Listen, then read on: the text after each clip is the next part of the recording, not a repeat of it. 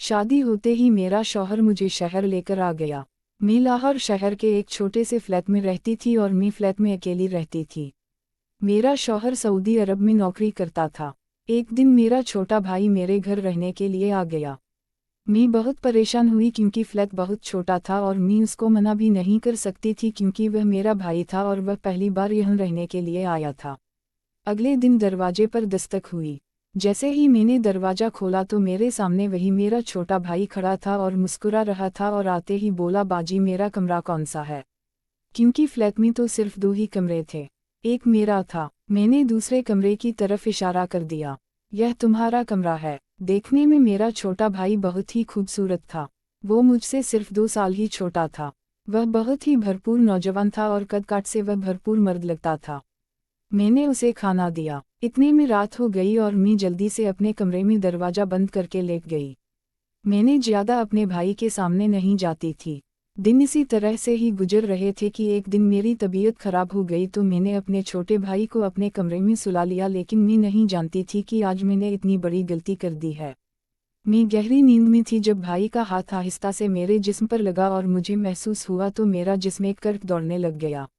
मैं 5 माह रुकी हुई थी, इसलिए मैं खुद पर कंट्रोल नहीं कर पाई और ना चाहते हुए भी मैं अपने छोटे भाई का हाथ पकड़कर अपने साथ अभी कुछ देर पहले ही मेरी अम्मी का फ़ोन बंद हुआ था और कहने लगी कि कल ही अजमल यहाँ शहर पहुँच जाएगा और उसकी नौकरी शहर में लग गई है। मैं यह सुनकर बहुत परेशान हुई क्योंकि मैं अकेले ही एक छोटे से फ्लैट में रह रही थी। मेरा शौहर कामा बेऊन मुल्क नौकरी के लिए गया हुआ था। इस शहर में रहना ही नहीं चाहती थी क्योंकि मैं गाँव से आई हुई थी और मुझे गाँव की ही ज़िंदगी बहुत अच्छी लगती थी और सादा माहौल में रहना पसंद करती थी। जब से अकरम की नौकरी शहर में लगी थी और वह मुझे शादी के बाद अपने साथ शहर में लेकर आ गया था, कुछ महीनों बाद ही उसके कंपनी वालों ने उसे सऊदी अरब भेज दिया। मैंने उसे बहुत कहा कि मैं अपने घर वापस गाँव जाना चाहती हूँ। आपकी अम्मी के साथ रहूंगी और मेरा मायका भी वहीं पे है। तो उसने कहा, नहीं, तुम शहर में ही रहो।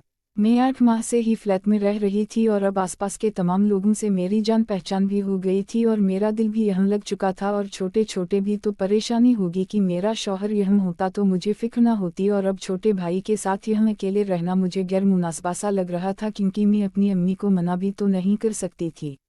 रात को जब अकरम की कॉल आई तो मैंने अकरम को बताया कि अम्मी की कॉल आई थी और अजमल भाई यहाँ रहने के लिए आ रहे हैं। तो अकरम ने यह कहा, तो बहुत ही अच्छी बात है। उसे इसके आ जाने से मुझे तुम्हारी फिक्र भी नहीं होगी।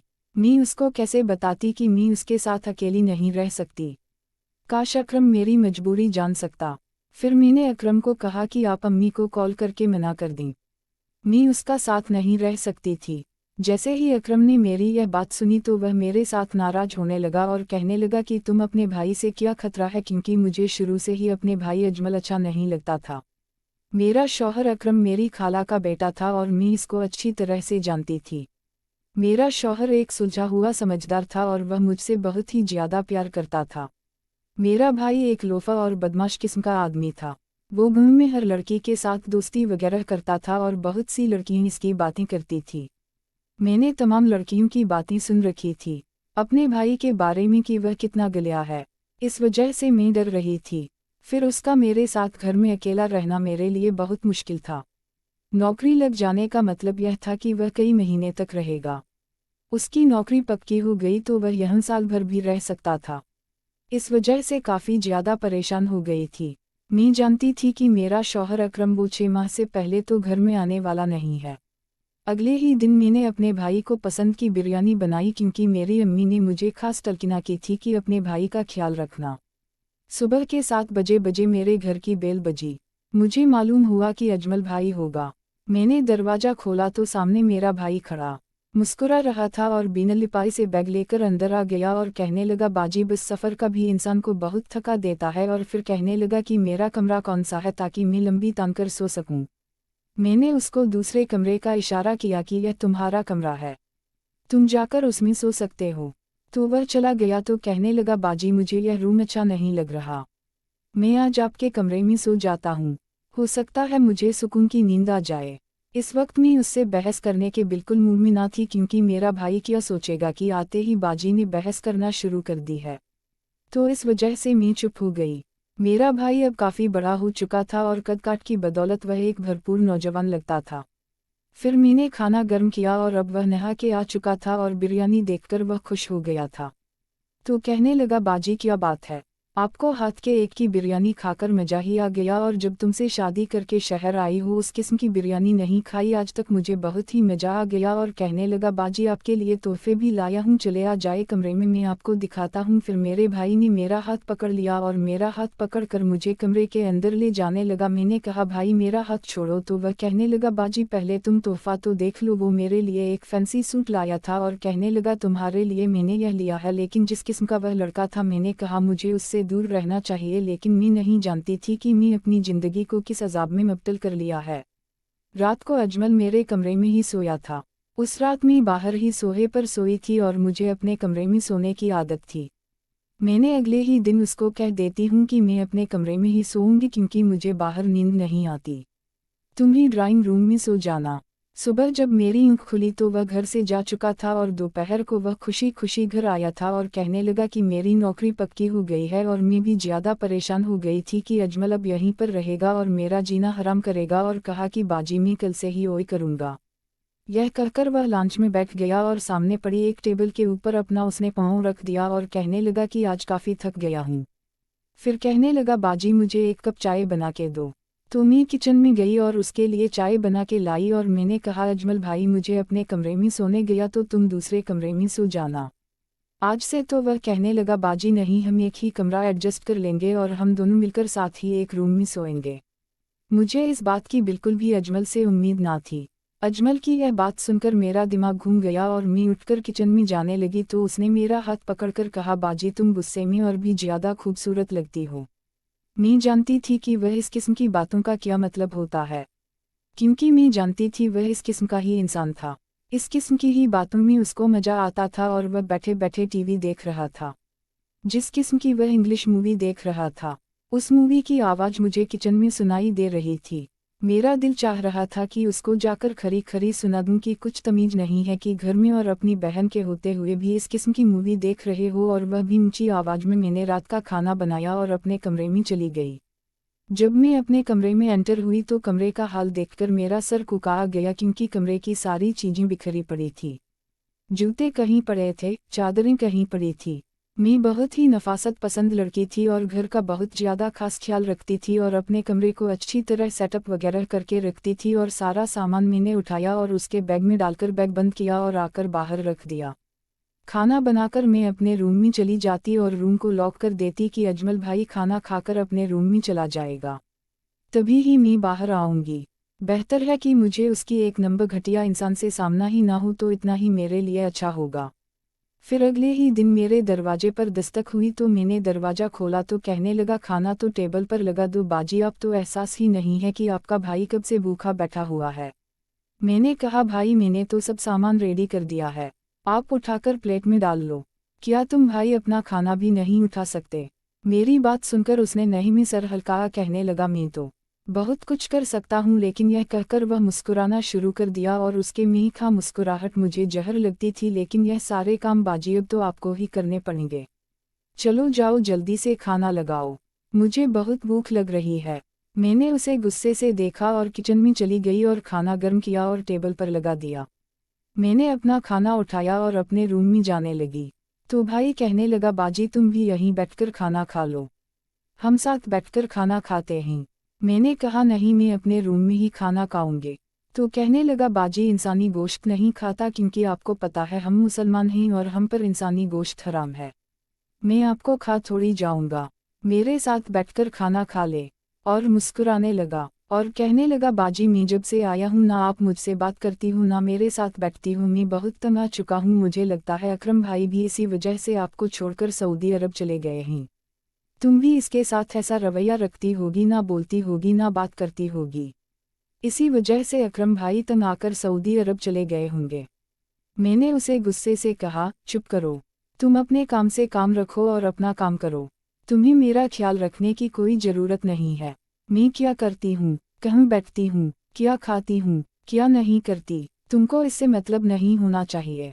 बस अपने काम से काम रखो। वह खड़ा मुस्कुरा रहा था और कहने लगा, बाजी आप तो गुस्से में और भी ज्यादा खूबसूरत लगती हो। काश अकरम भाई की जगह मैं होता तो मजा ही आ जाता।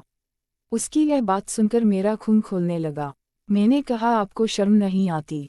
यह कैसी बातें कर रहे हो? बहन हूँ मैं तुम्हारी। तो वह कहने लगा, बाजी तुम भी ना भाई बहन में तो ऐसे मजाक चलते ही रहते हैं।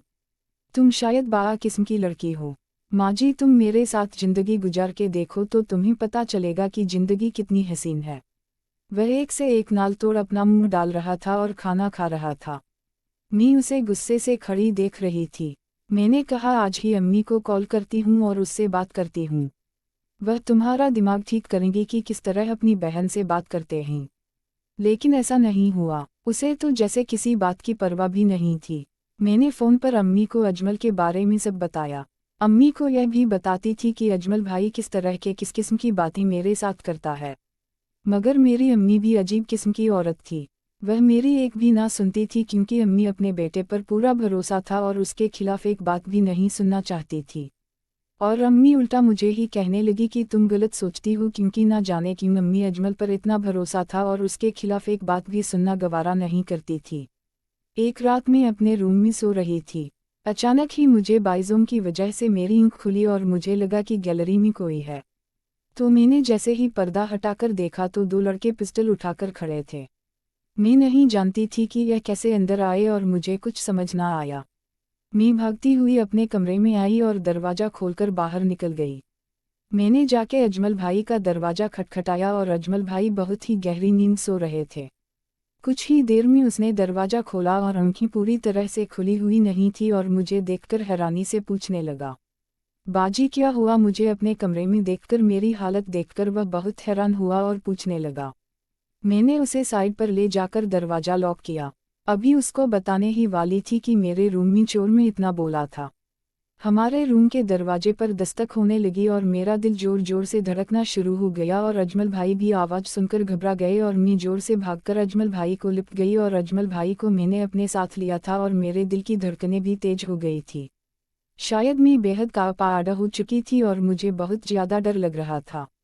मैं यह सोच भी रही थी कि आज मेरी जान ही ना निकल जाए। मेरी आज बहुत बड़ी गलती थी और दरवाज़ा जोर जोर से काटकन लगा था और कहने लगे कि दरवाज़ा खोलो। तो मैं अपने भाई अजमल को मना कर दिया कि दरवाज़ा ना खोलना वरना चोर हमें कत्ल ही कर डालेंगे। मैं उसके पेट पीछे छुपी खड़ी थी और मैंने उससे कहा कि हम दोनों आदमियों को देख चुकी हूँ और उनके हाथ में एक पिस्टल भी है।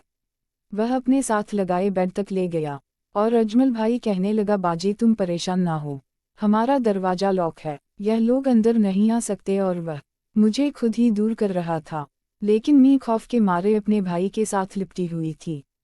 उसने मुझे अपने सामने बेड पर बैठाया और खुद भी मेरे सामने बैठ गया। फिर एक नौजवान ने जोर से कहा, दरवाज़ा खोलो वरना हम तोड़ देंगे। मैंने अजमल का हाथ पकड़ लिया, लेकिन अजमल ने कहा, आप ही छोड़ दो, मैं बल थोड़ी हूँ, मैं जाकर उनका सामना करता हूँ। मैं बहुत डर गई और उसने ज़बरदस्ती मेरा हाथ छुड़ाया और जाने लगा।